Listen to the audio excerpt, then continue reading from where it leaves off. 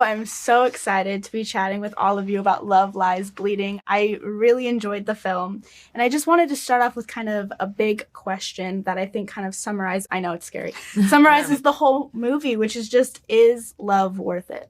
Well, yeah, it has to be. Otherwise, we wouldn't do all the stupid, crazy stuff. It sort of has to be, I hope. Yeah. Doesn't it mean unfortunately just stuff together. is. Right? Yeah. We would cease to exist if we didn't like shove our bodies at each other. True. All the stupid things we do, it really just all comes back to love. Yeah. I like to think. So going over to you, Kristen, I wanted to ask, there's been an endless cycle of conversations online about gender expression, and so much of your work kind of ties into that and explores the ideas and intersections of masculinity and femininity. So I wanted to ask why these conversations are so important and how this film ties into that.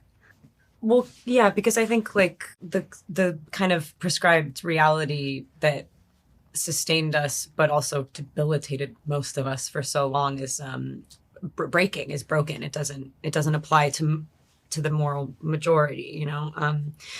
So yeah, like it's so weird living in a time where that seems. I mean, it's obviously been. It's like maybe a reductive way of putting it, like thinking that now is the time things are changing. It's been like a slow roll.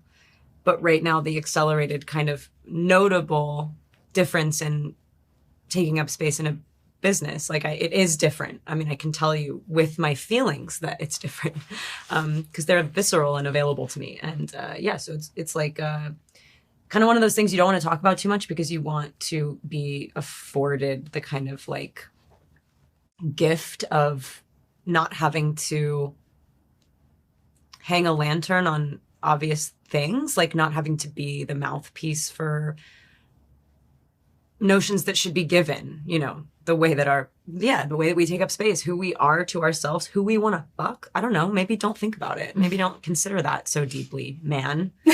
And so, yeah, like, it's weird because it's like something that I kind of hate having.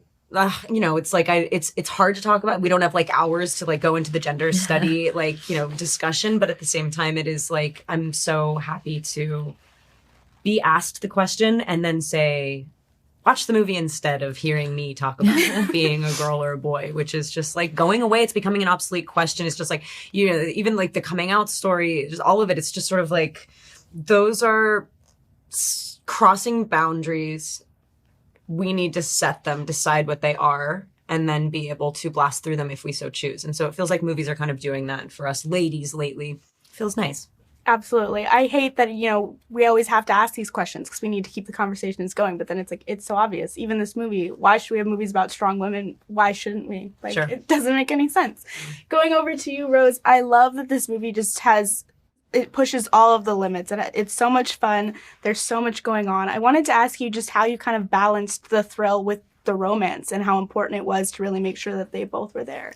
I think I guess probably the love story between these guys, for all of its darkness and badness, was still the kind of like guiding light. Most of it, I think everything has to sort of feed back into that. That's sort of the spine of the film, I guess.